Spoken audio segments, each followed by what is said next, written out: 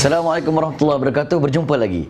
Setelah mana kita mengetahui bahawa mindset sebagai ibu bapa yang mempunyai anak-anak mesti ada letakkan set minda mindset kita mesti mendidik.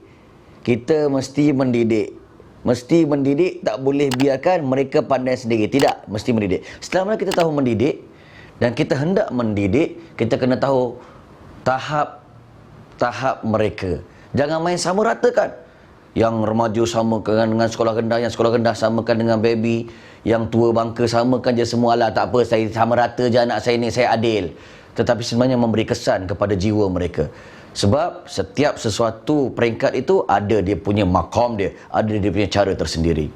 Ya, kalau tidak dia akan membawa sesuatu benda yang tidak efektif dan tidak memberi kesan kepada anak tersebut. Kita pergi kepada tahap yang pertama, iaitu umur kanak-kanak bayi sehinggalah 6 tahun. Sebelum 7 tahun, ya, 6 tahun ke bawah, ketika itu Sayyidina Ali menyebut da'ibuhum sab'an, bermainlah dengan mereka. Ya, kalau kita nak ajar didik beria sangat pun dia tak apa-apa faham, sebab dia tidak memayis lagi, tidak boleh membezakan baik dengan buruk.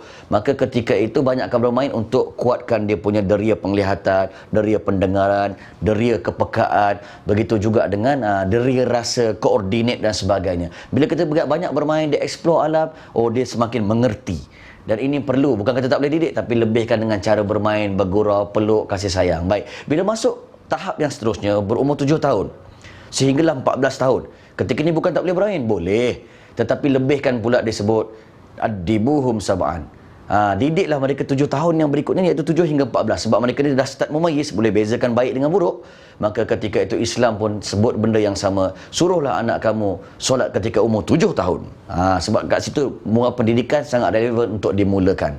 Baik, bukan kata tak boleh main, boleh main, tapi banyakkan mendidik. Masa inilah mereka banyak buat silap, try and error, mula menakal, mula lebih bijak lagi. Ketika itu perkara-perkara ini perlu dididik. Mereka tidak tahu sendiri, perlu diberitahu sehinggalah 14 tahun. Tetapi apa, mereka 14 tahun dan ke atas hingga 21 tahun, ketika itu tidak sesuai lagi, orang kata bermain banyak sangat, orang kata mendidik banyak sangat, sebab dia dah dewasa. Kan? Nak peluk sangat, beri cinta pun nanti orang kata gangguan seksual, na'udzubillah. Maka ketika itu perlu sahibuhum sab'an, bersahabatlah dengan mereka 7 tahun berikutnya. Maka buat gaya sahabat. Nak didik boleh, tapi nak tegur dengan cara kita bersahabat dengan kawan-kawan kita. Dan bila kita menjadi rujukan utama, sahabat utama, insya-Allah tiada orang lain yang akan mengisi ruang-ruang itu, melainkan kita lah sebagai orang yang mengisi ruang tersebut. Bukan lagi cikaro, bos ya, bos janda, orang-orang yang jahat di luar sana. Dan bila ke atas tu, kita dah lepas atas tu, mereka dah kahwin, dah beranak pinak, kita sebagai konsultan je, dah tak masuk campur. Kita hanya menasihat sahaja.